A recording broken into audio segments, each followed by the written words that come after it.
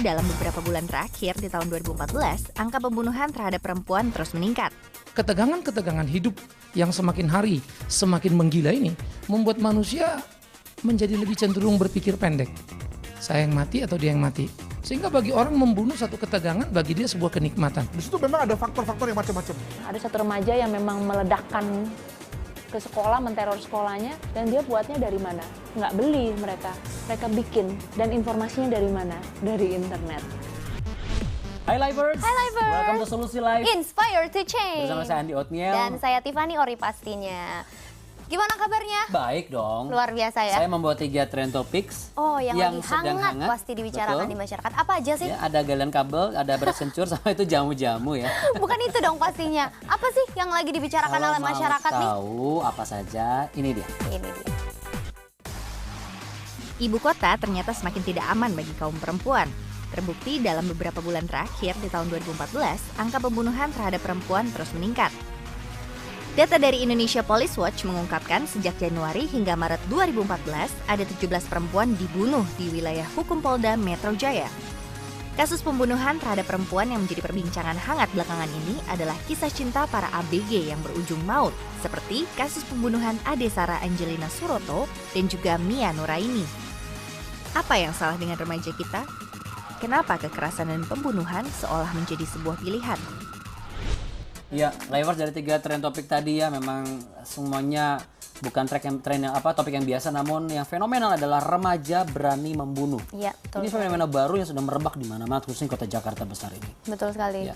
Karena kalau dari data ya, Livers, berbagai berita beredar di media televisi saat ini dan situs berita internet memuat informasi yang valid mengenai banyaknya remaja yang melakukan pembunuhan sadis beberapa waktu belakangan ini. Dan salah satu kasusnya terjadi di Bandung. Beberapa waktu lalu ada 2 orang remaja yang terbukti oleh pengadilan melakukan kekerasan di depan umum hingga menyebabkan teman mereka meninggal dunia.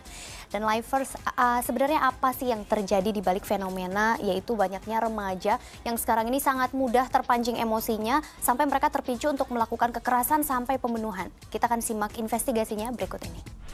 Di kasus pembunuhan Yang melibatkan dan disetrum kasus pembunuhan motif yang terungkap. Jika Anda mengetik keywords pembunuhan remaja di situs pencarian Google Indonesia, maka akan segera muncul berita-berita yang terkait dengan kematian Ade Sara dan juga Mia Nuraini yang dibunuh oleh mantan kekasih mereka. Remaja menjadi pelaku pembunuhan. Berbagai media di Indonesia dalam waktu yang berdekatan memberitakan tentang pembunuhan yang dilakukan oleh remaja, sehingga menimbulkan banyak persepsi tentang kehidupan remaja dan pergaulan mereka zaman sekarang.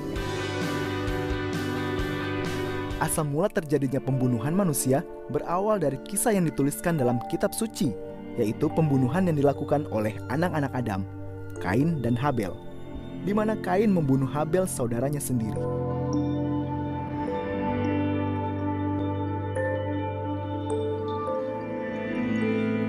Dalam sejarah perkembangan umat manusia, saling membunuh sudah terjadi di mana saja. UNODC atau United Nations Office on Drugs and Crime memperkirakan terjadi 468.000 pembunuhan sengaja pada tahun 2010, dengan tingkat globalnya adalah 6,9 per 100.000 orang.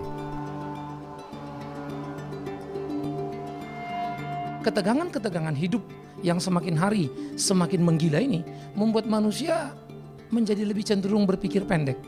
Saya yang mati atau dia yang mati, begitu ya. Sehingga pembunuhan menjadi mudah untuk terjadi. Dan seringkali alasan-alasannya sangat sepele. Sehingga melakukan tindakan-tindakan yang bisa dikategorikan abnormal dalam semangat dan selera membunuh. Sehingga bagi orang membunuh satu ketegangan bagi dia sebuah kenikmatan. Di situ memang ada faktor-faktor yang macam-macam. Ada genetika, ada juga salah pergaulan, ada juga karena memang secara kepribadian juga memang bermasalah gitu ya. Macam-macam. Artinya begini, ada orang yang memang secara punya genetika nakal dan jahat, tapi kalau dia diasuh oleh orang tua, oleh keluarga yang baik, enggak. Nah, tapi pada saat tertentu ada orang yang secara genetika baik-baik, diasuh oleh keluarga yang kacau dia. Jadi ada banyak faktor gitu ya. Sehingga memang agak susah bagi kita meramalkan siapa sebetulnya anak nakal ini gitu ya. Oleh karena itu maka kita juga tidak boleh menjudge dengan gampang seorang untuk dikatakan sebagai nakal atau jahat. Membunuh di usia muda sepertinya hal yang tidak mungkin. Namun, kisah-kisah pembunuhan yang dilakukan oleh remaja ada yang tergolong sadis. Seperti yang dilakukan oleh Joshua Phillips. Saat baru berusia 14 tahun harus mendekam di penjara seumur hidup karena membunuh tetangganya dan disimpan di bawah kasurnya. Sampai saat ini, Phillips tidak mengatakan motifnya, tetapi mengakui bahwa dia melakukan pembunuhan itu dengan sengaja. I think about this little girl who didn't deserve to die, and I try to think what the hell is going through my head. I screwed up my life, I screwed up hers. She's not gonna have a chance to do anything. It's all because of me. Dan Barry DeLocatis di usia 14 tahun menyandra seisi kelas dengan menggunakan senapan kaliber beserta pistol ayahnya dan mengakibatkan 3 nyawa melayang, yaitu 1 guru dan 2 siswa dan 1 orang siswa kritis. Dan dia pun menjalani hukuman ganda 205 tahun penjara dan tambahan seumur hidup. Walaupun dia anak muda, walaupun dia remaja, kalau dia melanggar hukum dia akan kena hukuman. Mengapa saya katakan demikian? Karena sebetulnya sebagai seorang anak remaja sudah ada kognisinya dia, sudah mampu pikir untuk menentukan benar salahnya daripada tindakannya, sehingga jangan sampai lalu karena dia masih 20 tahun lalu nggak dihukum, karena sampai 20 tahun lalu dibebaskan, itu satu hal yang menurut saya salah. Jadi kepada mereka para remaja, berpikirlah. Jadi jangan lalu terlalu impulsif, mengikuti kata hati, mengikuti kata teman, mengikuti kata kelompok, dan lalu ujung-ujungnya nyesel, ya. Karena sejak muda dia harus sudah tahu bahwa dia tidak akan jadi apa-apa, tidak akan bisa berbakti bagi negeri ini. Kan sayang sekali kan. Tapi kalau dia sejak awal sudah pikir bahwa saya masih muda dan saya akan pakai kemudahan saya dalam rangka menentukan masa depan saya, kan bagus sekali. Virgin itulah kebanggaan seorang wanita di pernikahan nanti. Tiba-tiba gitu ya, dan waktu hujan deras sekali, ya detik-detik itu betul-betul hidup saya hancur. Ya kita sama-sama berharap ya, Tiffany ya, bahwa kejadian ini tidak akan banyak terulang kembali dan ini selesai sampai di sini sehingga tidak ada remaja-remaja yang lebih sadis lagi di luar sana. Betul sekali, karena memang remaja-remaja ini adalah masa depan dari bangsa. Betul, betul. Lifers, mengapa remaja menjadi demikian sadis akhir-akhir ini? Kita akan saksikan pendapat dari seorang pakar berikut ini.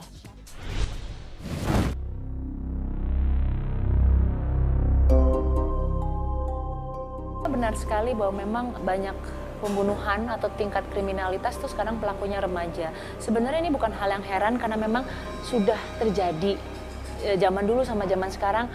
Memang ada kasus namanya juvenile delinquency, ya, kenakalan remaja atau tingkat kriminalitas yang dilakukan remaja awal atau remaja akhir ya. Remaja akhir maksudnya usia sebelum 20-an lah Pak ya. Kalau menurut saya penyebabnya itu bisa disebabkan dari aspek eksternal atau internal.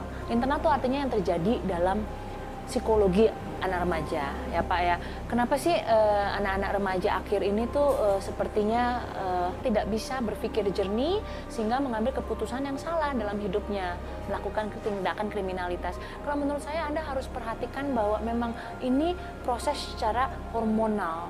Jadi memang ini tidak banyak diketahui orang, tapi memang secara hormonal remaja itu belum dianggap dewasa. Mereka badannya besar, cara berpikirnya sepertinya sudah abstrak, sudah bicara seperti orang dewasa, tapi dalam pengambilan keputusan ini masih sangat labil.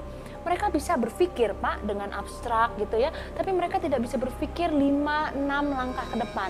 Mereka bisa berpikir bahwa kalau saya seperti ini, mungkin akibatnya ini. Tapi kan dalam perilaku itu kan kita harus memikirkan kan nanti efek dominonya 5-6 langkah ke depan.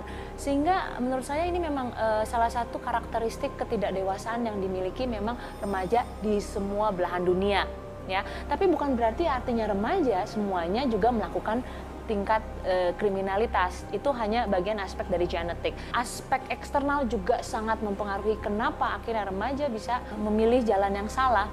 Contohnya saja sekarang media Pak, zaman sekarang. Media sekarang yang digemari, akses media, film-film apa berbau tentang kriminal gitu ya, dan itu menurut saya itu akses juga buat mereka ya, paling nggak mereka mendapatkan pengetahuan dong, maksudnya dalam kalau kita berbuat jahat bagaimana membuat alibi yang baik, mengetahui sisi atau perilaku-perilaku orang yang psikopat itu misalnya seperti apa. Nah itu satu, media. Kedua juga internet kan ya Pak ya, artinya internet juga artinya tidak bisa dibendung, mereka bisa mengambil semua akses dari internet ya. Berapa juga ada beberapa kejadian bahwa di Amerika ada satu remaja yang memang meledakkan ke sekolah, menteror sekolahnya, dan dia buatnya dari mana? Nggak beli mereka bikin, dan informasinya dari mana? Dari internet. Terus juga sekarang faktor demografik, Pak. Sekarang orang tua nggak seperti dulu, ya kan? Suami istri dulu, istri biasanya di rumah. Sekarang ini kan kalau di kota metropolitan seperti sekarang, ibu pun bekerja, sehingga tingkat kualitas pertemuan dengan anak itu berkurang, sehingga anak setiap hari lama di sekolah sampai sore, ketemu mama, papa itu sampai malam. Jadi kurang ada teladan perilaku yang mereka lihat contoh setiap hari.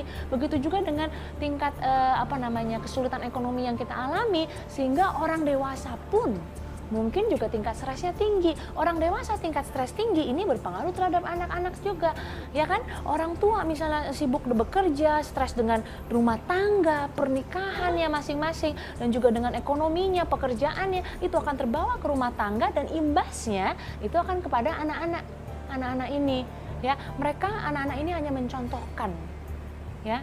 Mereka tidak mungkin berbuat agresi kalau tidak ada contoh, gitu. Saya adalah orang yang tidak percaya bahwa remaja itu secara lahiriah itu bisa jahat, gitu. Enggak, gitu. Pasti ada faktor eksternal atau faktor lingkungannya yang mungkin memicu dia untuk membangun karakter yang agresif, tidak bisa kontrol emosi, ya, tidak bisa pikir panjang, sehingga melakukan kriminalitas. Itu menurut saya.